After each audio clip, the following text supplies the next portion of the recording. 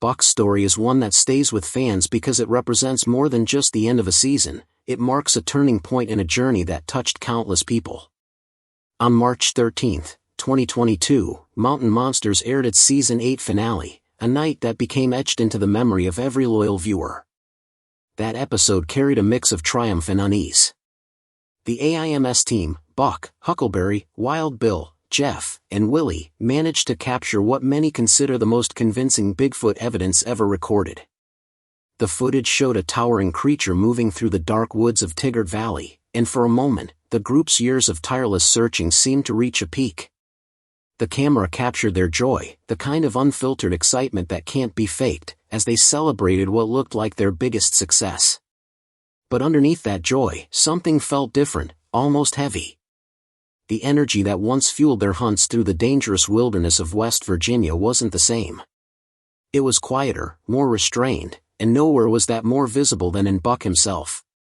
For years, fans had watched Jacob "Buck" Lowe grow from a rookie into one of the team's most important members, even becoming their lead caller who could draw creatures closer with his booming voice.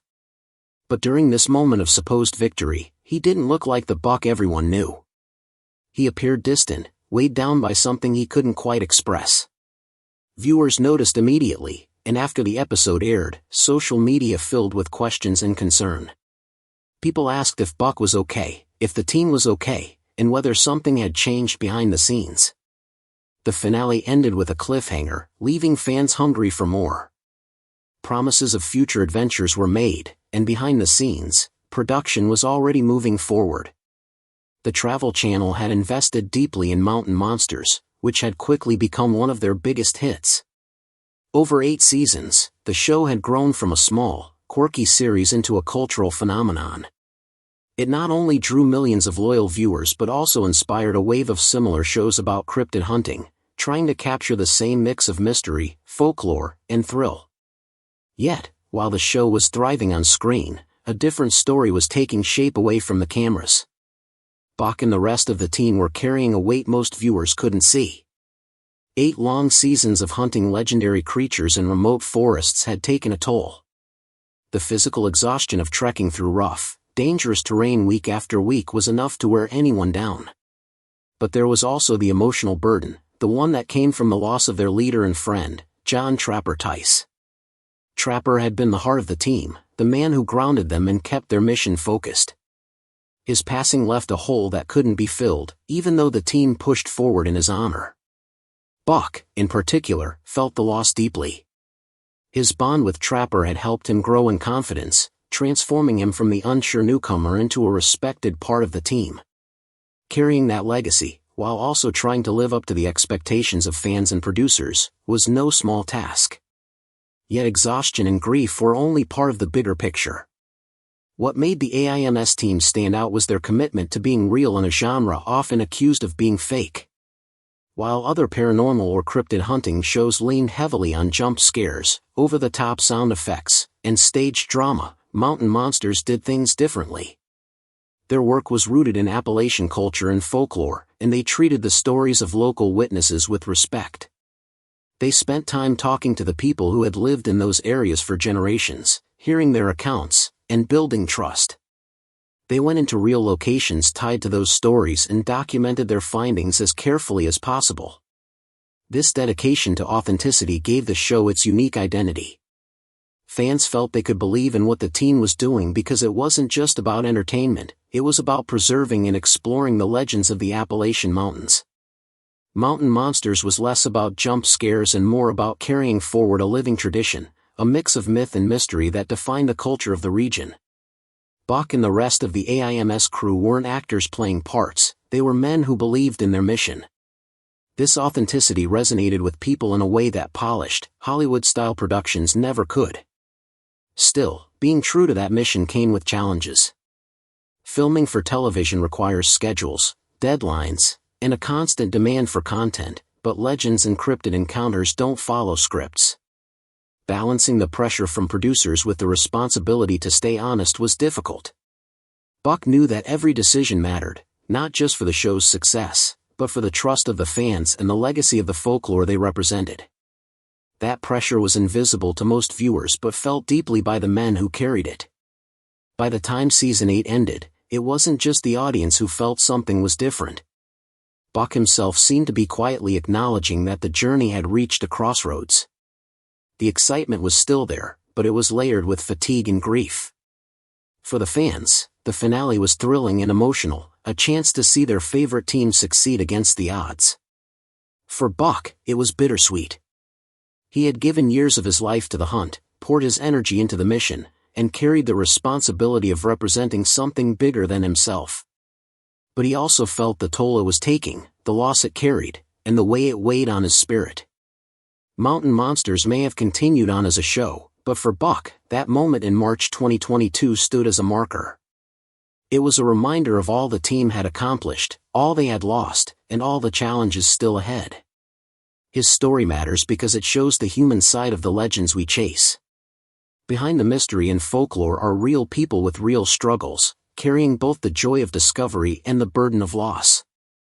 Buck's distant look in that final celebration wasn't just fatigue, it was a reflection of everything the journey had cost and everything it had meant. The fans will always remember that finale for the evidence captured and the promise of more adventures. But they will also remember it for the way it revealed a deeper truth. Mountain Monsters wasn't just about chasing creatures in the dark. It was about brotherhood, about honoring tradition, about carrying on when it's easier to quit, and about staying true when others take shortcuts. Buck's story, and the team's story, matters because it proves that authenticity, loyalty, and heart still mean something in a world often filled with noise and pretense. Buck's journey on the team began with excitement and determination. When he first joined, he was the newcomer, the rookie eager to prove that he belonged alongside men who had been hunting and trapping their whole lives. At first, he was unsure of himself, but little by little, he grew into one of the most important members of the group. His unique talent for mimicking creature calls gave the team an edge that few others could offer. Time after time, his voice would echo through the forest, and to the surprise of many, even skeptics, responses would sometimes come back. Strange sounds would rise from the wilderness, making people wonder if something unknown truly lived in those Appalachian mountains. That gift made Buck more than just another hunter, it made him a bridge between folklore and reality. But with success came challenges no one could have predicted. As Mountain Monsters became more popular, the world around the AIMS team started to change. What had begun as nights of quiet exploration in dark hollows slowly shifted into something much larger. Network executives saw how much viewers loved the show, and they wanted more, bigger monsters, scarier encounters, higher stakes. The pressure to deliver drama began to overshadow the simplicity that had once defined the hunts. The team, who had started with the mission of preserving Appalachian culture and investigating mysterious stories, now had to balance their dedication to truth with the demands of television. Production schedules grew more complicated, filming became more elaborate, and the work that once felt like genuine exploration started to feel, at times, like performance. Each new season pushed them deeper into danger. They traveled farther into remote areas, facing harsher environments and greater risks, testing their physical and emotional limits. While the team still loved their work, the strain was undeniable. But all of those pressures, long nights, grueling hunts, and production demands, were nothing compared to the loss that struck them in a way no one was prepared for. The breaking point was the shadow left by John Trapper Tice. Trapper wasn't just the leader of the AIMS team, he was their anchor, their guide, and their moral compass. He embodied the spirit of Appalachian wisdom, mixing toughness with a deep respect for the culture and traditions of the mountains. His death on December 16, 2019 was more than a personal tragedy for the men who loved him, it was the loss of the heart of Mountain Monsters. For Buck, it cut especially deep. Trapper had already started stepping back before Season 6 because of his declining health. When he announced that he could no longer be fully involved, it shook the team to its core. The man who had fearlessly led them through countless hunts was now facing a battle he couldn't win. Cancer was claiming the one person who had taught them everything, from how to survive the dangers of the wilderness to how to stay true to themselves in front of the cameras. Buck watched his mentor struggle through those last appearances. In the first episode of Season 6, When Huckleberry and Buck visited Trapper at his home, the conversation carried a weight that viewers could sense but not fully understand. They weren't just talking to their leader, they were saying goodbye to a man who had shaped their lives and their mission. Trapper's influence extended far beyond what audiences saw on screen. He insisted on respecting the communities they entered and honoring the traditions and folklore of Appalachia. He made sure that the people who shared their stories were never taken advantage of or treated like props. His military background gave him discipline, but it was his love for Appalachian culture that guided the team's integrity. These values shaped every hunt, every episode, and every decision. Without Trapper's steady hand, Mountain Monsters was never quite the same. For Buck, the absence of Trapper was especially heavy. He had entered the team as the young one, the student who looked up to the older, seasoned hunters. Trapper had given him guidance, encouragement, and respect when he needed it most. Losing him meant losing not only a leader but also a mentor who had believed in him from the beginning. With Trapper gone, the team struggled to hold on to their original identity. They tried to carry on his mission, to keep his spirit alive in every investigation, but the weight of that responsibility was enormous. As the seasons went on, this struggle became more visible. The hunts grew harder, the production demands louder, and the gap left by Trapper's absence more impossible to fill. Fans could sense the difference even if they couldn't explain it. The heart of the show had always been about more than chasing creatures, it was about the brotherhood of the team, their bond with the mountains, and the respect for the culture that raised them. Trapper had embodied that, and without him, the team was constantly fighting to keep it alive. Buck carried that struggle in his own way. His distance in later episodes wasn't about losing interest or growing tired of the hunt, it was about the weight of carrying on without the man who had shown him the path. He tried to stay strong for his team and for the fans, but deep down, he knew that Mountain Monsters would never be what it once was. The legend of Trapper, the wisdom he passed on, and the respect he demanded were irreplaceable. Every call Buck made into the dark woods, every hunt he joined, was also a tribute to the man who had taught him that this work was about more than entertainment, it was about keeping Appalachian tradition alive. The team's struggle to maintain their identity after Trapper's passing showed just how much one man's values had shaped everything they did. Without him, they faced not just the mystery of the creatures they hunted, but also the greater challenge of holding on to their authenticity in an industry that often wanted spectacle instead of truth. For Buck and the others, carrying on wasn't just about finishing episodes, it was about honoring the mission that Trapper had entrusted to them, even when it felt nearly impossible. Buck's growth within the team had been remarkable, but it also came with responsibilities he never imagined. The man who once stumbled with equipment and worried about keeping up was now helping guide the very direction of the group. He stepped into leadership roles when they were needed, making decisions that affected not only his teammates but also the future of Mountain Monsters itself. Yet there was a sharp difference between leading men through forests and swamps and trying to satisfy the demands of network executives. Leadership in the wilderness meant trust, courage, and survival. Leadership in television meant compromise, deadlines, and pleasing an audience that often wanted spectacle over substance. After Trapper's passing, the one person who could balance both worlds was gone. Trapper had always been able to stand his ground with executives, keeping the show true to its heart. He had the wisdom and authority to say no when producers wanted more drama or exaggerated storytelling. Without him, the team lost not just a leader but also their shield against changes that threatened to dilute their mission. Buck began to notice the subtle but undeniable shifts in how episodes were being shaped. Scenes that once celebrated investigation were now cut to highlight arguments, suspense, and staged tension. Sound effects were layered in to make ordinary moments feel eerie. Marketing material focused on monster confrontations rather than the cultural heritage of the Appalachian Mountains. Slowly but surely, the show was drifting away from what Trapper had envisioned. Even so, the team carried on, bound together by loyalty and the desire to honor their fallen leader. Season 7 became a tribute to Trapper, and Buck gave himself completely to the work, hoping that by pouring his energy into it, he could help keep the show's soul alive. But the changes around him continued to grow, and by the time preparations for Season 8 began, Buck found himself wrestling with a painful question. Were they still honoring Trapper's memory, or had the show transformed into something he would have opposed? That question weighed heavily on him, and the answer began to reveal itself in ways none of them could ignore. Behind the polished final product seen on television, the reality of production was far from glamorous. By season 8, the schedule had become punishing. Buck was working 18-hour days, bouncing from one remote location to another with barely enough rest to recover. The risks he faced in the field weren't just for the hunt, they were also for the cameras. Insurance companies grew uneasy as stunts became more dangerous and conditions harsher. What looked like authentic wilderness exploration on screen was, in truth, the result of enormous logistical efforts. Each hunt required camera operators, sound crews, safety teams, and assistants hauling equipment through the roughest parts of Appalachia.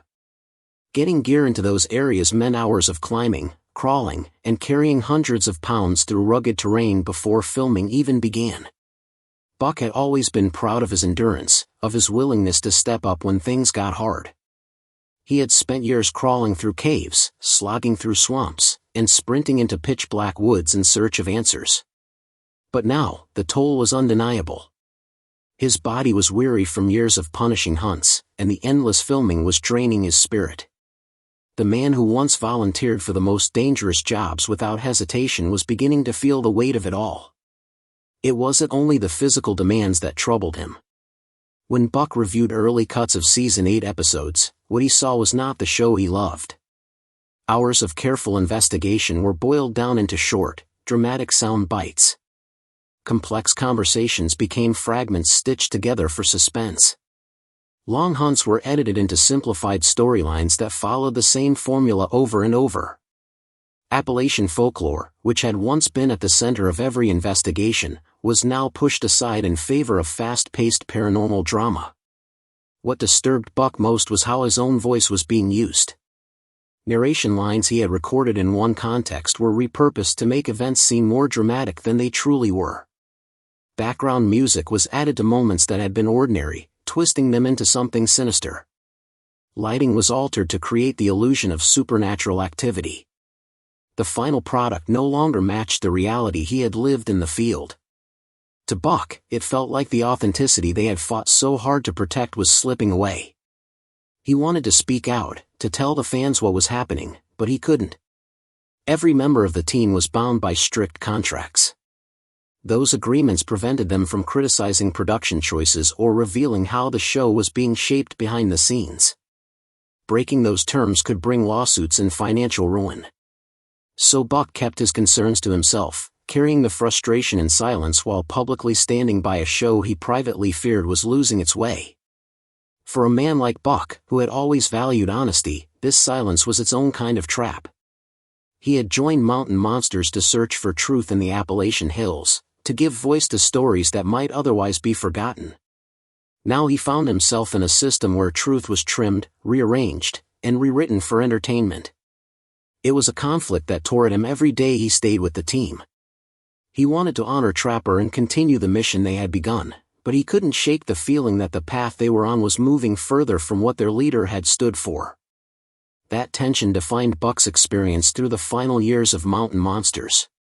On screen, fans saw the same determined hunter, the same booming caller whose voice echoed through the valleys.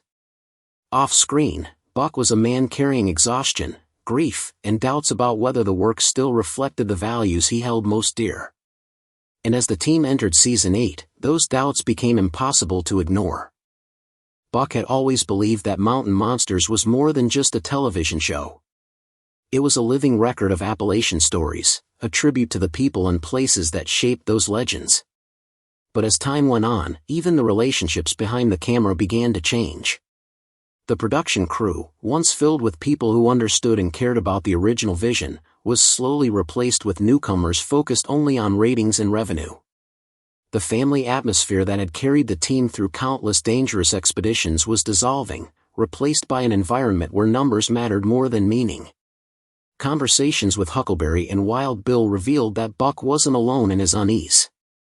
They too felt the shift and worried that the show was losing what had once made it special. The sense of authenticity, the respect for Appalachian communities, the commitment to folklore, it was all fading. The three men talked often about their discomfort, but they also admitted how little control they truly had.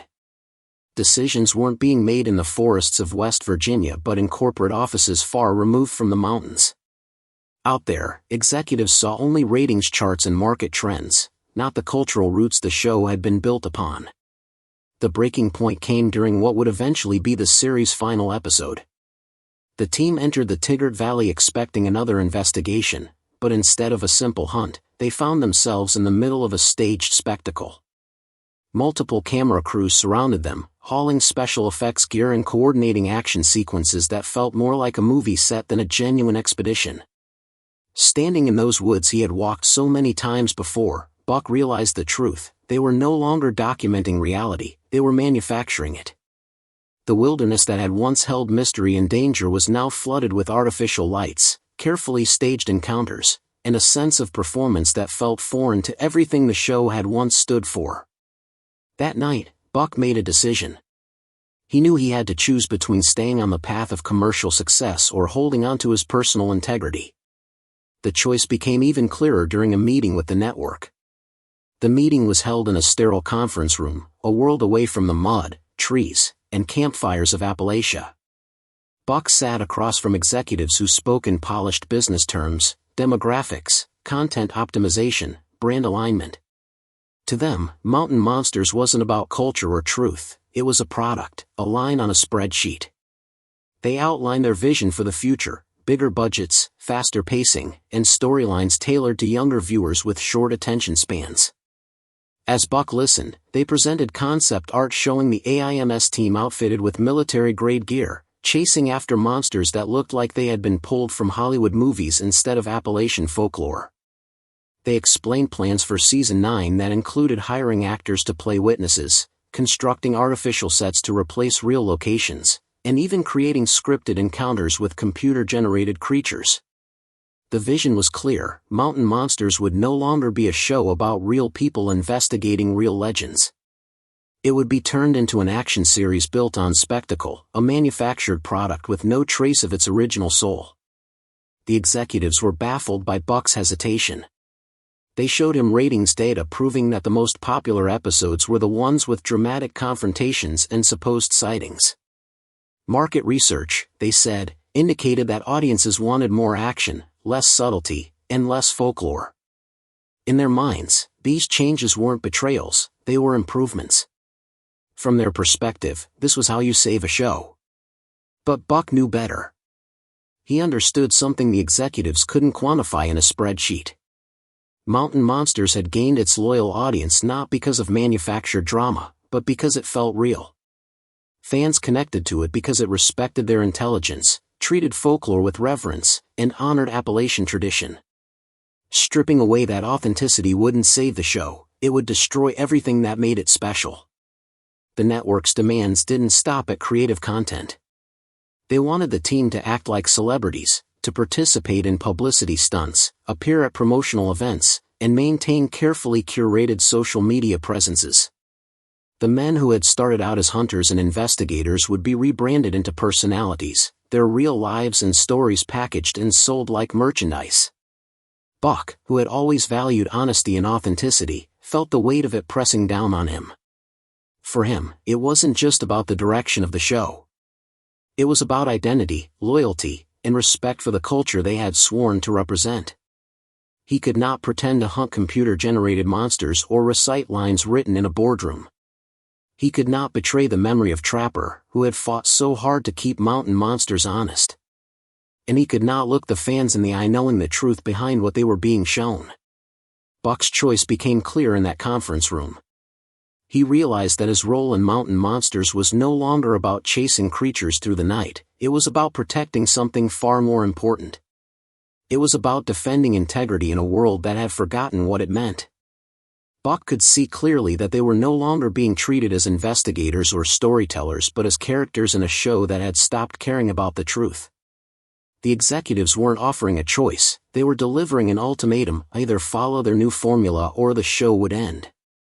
The money was tempting, and the promise of financial security for his family was real, but Buck couldn't ignore the voice of John Trapper Tice echoing in his mind. Trapper had always reminded them that what they did mattered. It wasn't just about chasing monsters, it was about honoring Appalachian culture, protecting stories passed down for generations, and respecting the communities that welcomed them. To accept the new vision would mean betraying everything Trapper had stood for, everything the team had fought to preserve. Buck asked the executives for time, though he already knew his decision. The values that had shaped Mountain Monsters from the very beginning weren't for sale. The network expected him to eventually cave, but he never did. By September 2024, the phone calls had stopped. The executives had moved on, and official announcements confirmed that Mountain Monsters would not be returning for a 9th season. To the public, the explanation was simple: the show had run its course and achieved its mission. But Buck knew that wasn't the whole story. Behind the scenes, the real reason was their refusal to become something fake, something that would erase the heart of the show. That September, on an unusually hot autumn day in West Virginia, Buck stood on his land, gazing at the mountains that had been his second home for nearly a decade. He thought about everything those years had given him and everything they had cost. He remembered Trapper's last days, the way the team had carried on despite grief, and the way the network's demands had grown heavier season after season. Ending the show hadn't been a sudden choice.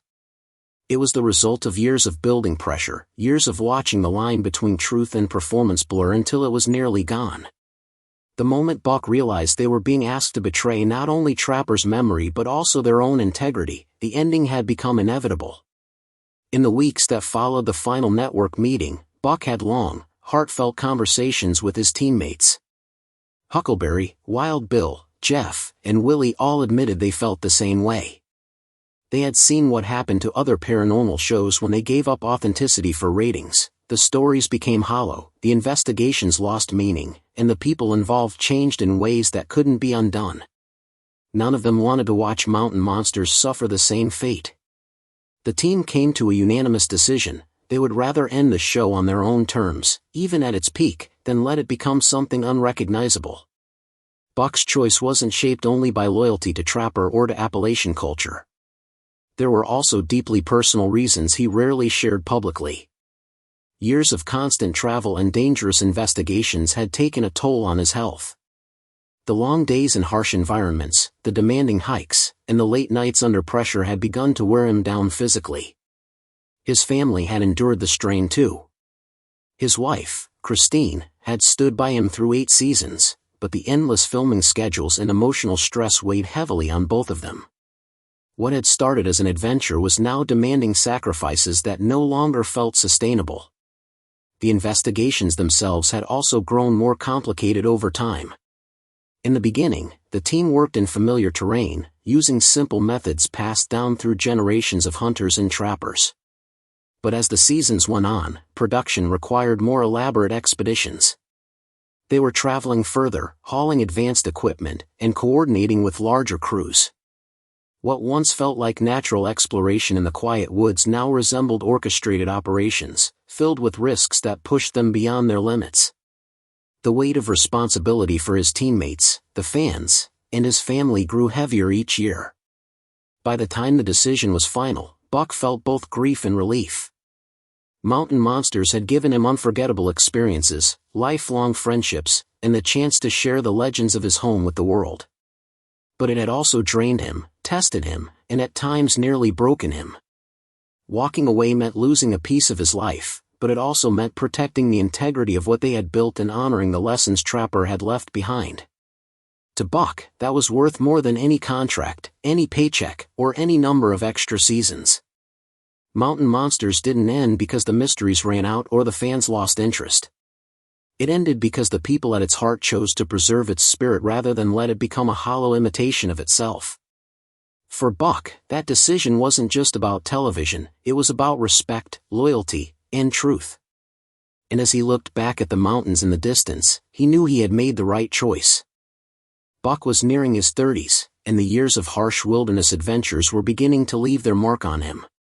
The physical strain was hard to ignore, but what weighed even more heavily was the question of whether their work still had meaning.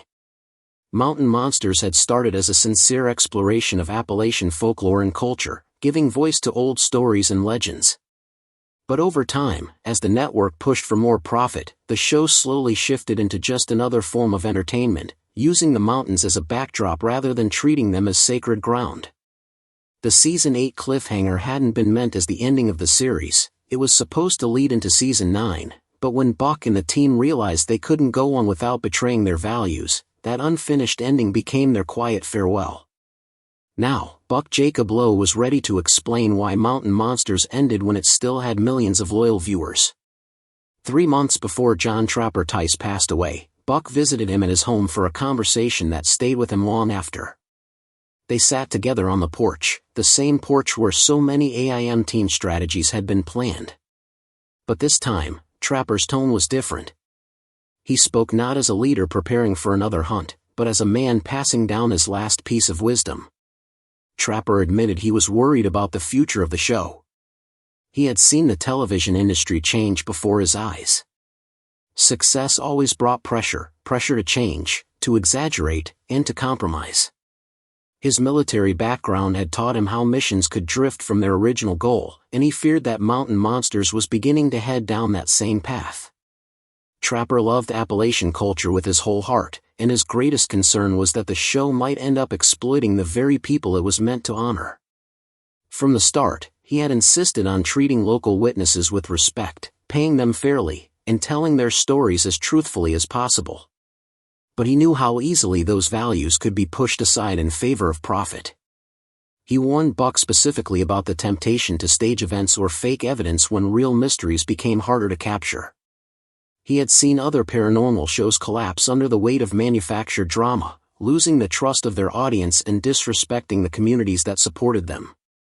That day, Trapper made Buck promise something: never allow Mountain Monsters to become a show that exploited people or turned Appalachian culture into a caricature. It wasn't just advice, it was a request from a mentor, a father figure, and a man who had dedicated his life to keeping traditions alive. The weight of that promise stayed with Buck long after Trapper was gone, and as the network pushed for more spectacle, it became harder to ignore. Trapper also confided something he had never spoken of on camera. He revealed that during their time in the field, there had been a few encounters that defied explanation, strange phenomena that couldn't be recorded properly or fully understood. These moments convinced him that some mysteries were not meant to be solved or turned into episodes. Their purpose wasn't to prove or disprove everything, but to explore the unknown with humility and respect. That perspective shaped the show in ways fans may never have realized, and it deeply shaped Buck's own understanding of their mission. As the years went on and the pressure from executives grew, Buck realized how right Trapper had been. The network wanted bigger monsters, more dramatic evidence, and constant revelations. They thought that was the only way to keep viewers interested. But Buck knew they were wrong. Mountain Monsters had always been about the mystery, about embracing the unknown and respecting the fact that folklore is powerful precisely because it cannot be fully explained. To turn it into stage drama and computer effects would strip away everything that made it special. At that point, Buck knew silence was no longer an option. Honoring Trapper's memory wasn't about dedicating episodes to him or mentioning his name during filming. It meant holding on to the principles he had lived by: respect for communities, a commitment to authenticity, and the understanding that some stories are more important than ratings. The moment the network asked them to cross that line, the end of the show became inevitable. The decision came with real sacrifice. The financial rewards for continuing were huge. Buck and his teammates were turning down steady income, career opportunities, and security for their families. Walking away wasn't the easy choice, it was the hardest one they had ever made. But when Buck thought about Trapper's words, the answer became clear. Trapper's final message was simple yet powerful: always remember why we started this journey, and never be afraid to stop when it no longer serves that purpose. That was the truth behind Mountain Monsters' ending. The show didn't end because they ran out of creatures to hunt. It didn't end because of falling ratings or team disagreements.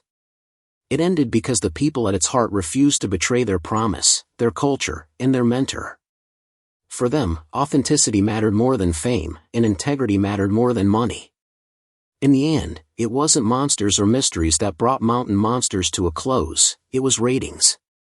When ratings demanded they abandon the truth, the team chose to protect their mission instead, even if it meant saying goodbye forever. It ended because Buck and his brothers refused to participate in a system that was slowly destroying everything that once made their work meaningful. The network executives gave them an ultimatum: accept a new format that centered on scripted encounters and manufactured drama, or watch the show get canceled. The choice came down to financial security or personal integrity, and for Buck, who had been shaped by Trapper's guidance and his own conscience, the answer was clear. The proposed Season 9 would have been unrecognizable from the show viewers had grown to love. Real witnesses were going to be replaced by paid actors. Authentic Appalachian locations would have been swapped for artificial sets. Instead of true investigation, the team would have been performing predetermined scenes designed for maximum drama rather than genuine discovery. Buck had already seen what happened to other paranormal shows when they made similar changes.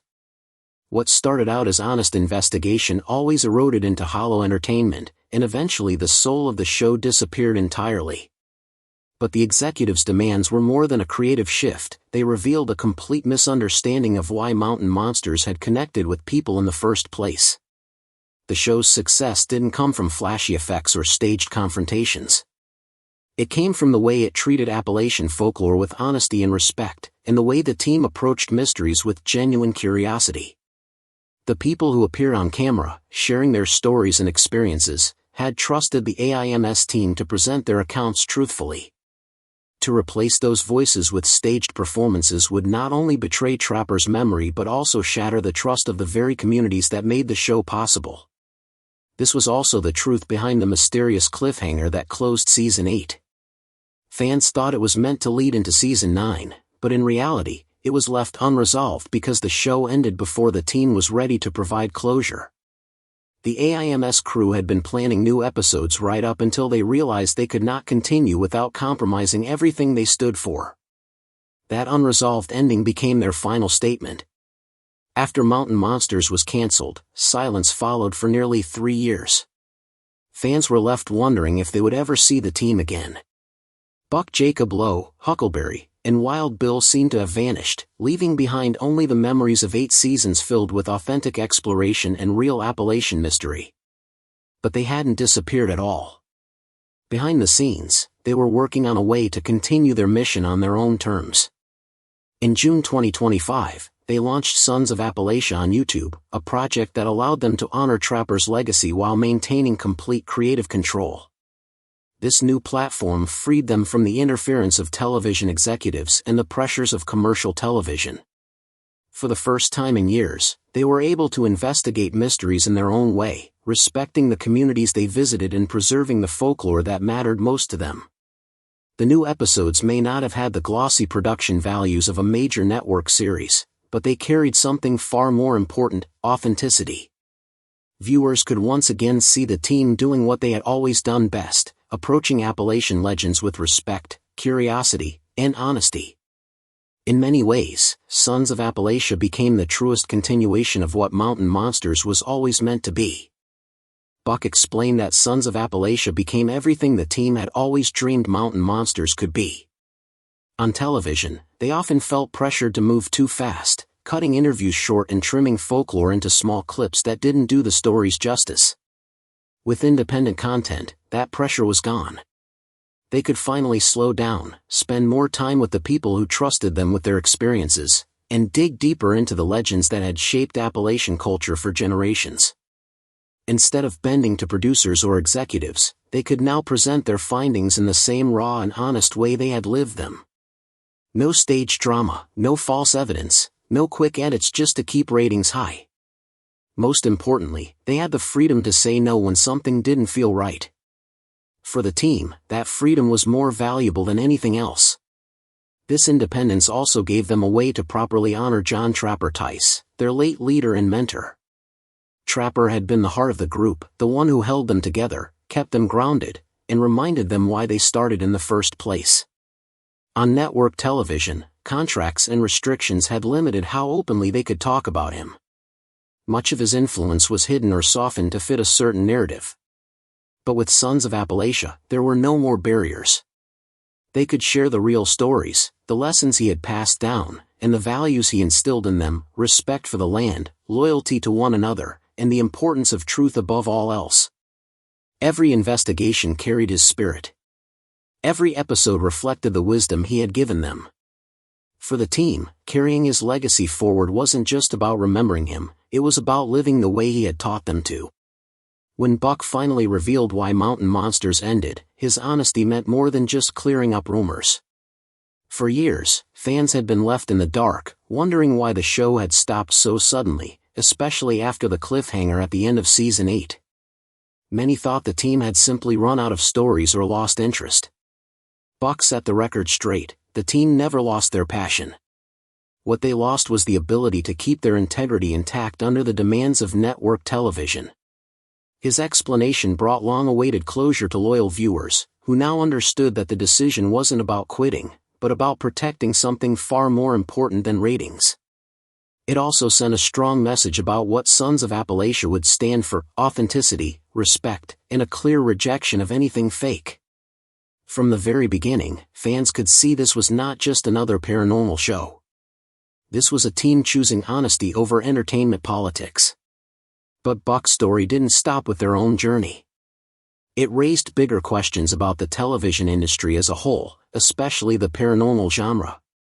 Over the years, many shows had fallen into the same trap: faking evidence, exaggerating encounters, or following scripted storylines to keep viewers hooked. These shortcuts may have brought quick ratings, but they came at the cost of trust. By walking away, Buck proved there was another path. He showed that creators could survive without giving up their principles. His decision to leave behind financial success in order to protect the truth set an example for others who felt pressured to compromise.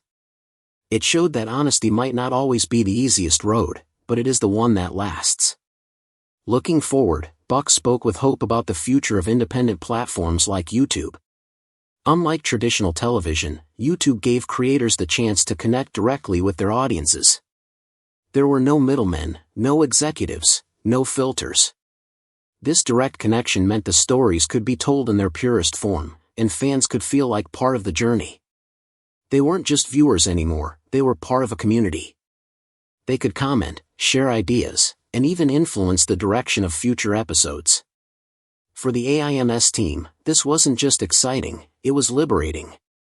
They could now focus on what had always driven them: uncovering mysteries, preserving Appalachian culture, and telling stories that mattered, without worrying about what someone in a corporate office thought would sell. This move from network television to independent content was more than just a change in career. It was symbolic of a deeper return to their roots. When they first started, their mission had never been about chasing fame or money. It had always been about the truth, the legends, and the respect they owed to the communities that trusted them. Over time, the weight of deadlines, ratings, and outside expectations had begun to push them off course. Now, free from those pressures, they were back where they belonged, investigating for knowledge, not for spectacle. Every episode of Sons of Appalachia was a reminder of that mission and a tribute to the promise they had made to Trapper to never lose sight of what really mattered. In the end, Buck's message to the fans was both emotional and inspiring.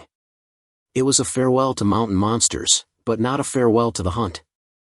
The search for answers would continue, only this time it would be done the right way, on their own terms, without compromises, and always with Trapper's wisdom guiding their choices. For the audience, this promise carried weight. It meant that while one beloved chapter had ended, a new one was beginning, and it was filled with even more purpose. So now the question falls to the viewers: after hearing Buck Jacob Lowe's explanation, how do you feel about the end of Mountain Monsters and the birth of Sons of Appalachia? Does knowing the truth about why the show ended change the way you see the old episodes? And more importantly, does it make you more excited to support this new chapter built on honesty and respect? Whatever your answer, Buck's story is a reminder that authenticity matters, and that choosing integrity over profit can open the door to something far more meaningful.